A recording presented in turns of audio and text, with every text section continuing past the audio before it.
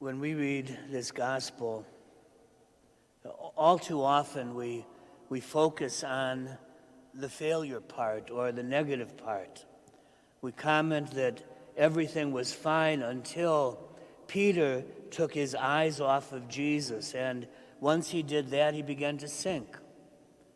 We comment on how his resolve, when he saw the wind and the waves, how it began to weaken and crumble until he sank, and pardon the pun, like a rock. Yet, I want us to focus instead today on the great truth that he got out of the boat. The other disciples were seasick probably, or at least staying down as low in that boat as they possibly could, crying out in fear. And Peter stepped over the edge and tried to walk on water. That, I've said before, is the kind of holiness, the kind of holy madness that God calls his church to today, built on the rock of Peter. That we cannot let the fear of failure hold us back.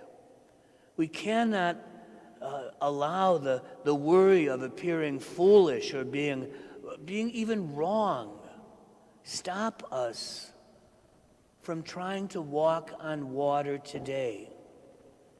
We need to be bold in our proclamation, even when it causes wind and waves.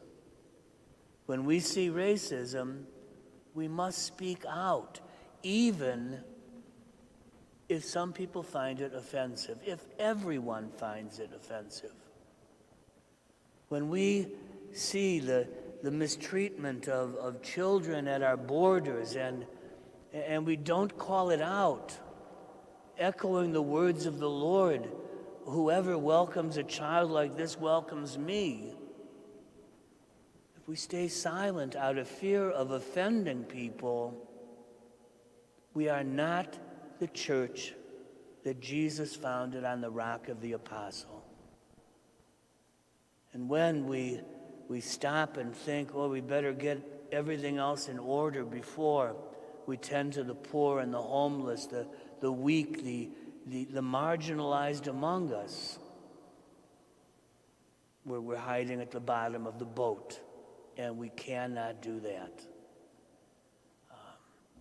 This is difficult, very difficult, because it's dangerous, it's not safe. But today we ask for the courage, the devotion to the Lord, the trust in his care for us, and our self-disregard perhaps, to be the church built on the rock, the church the Lord calls us to be.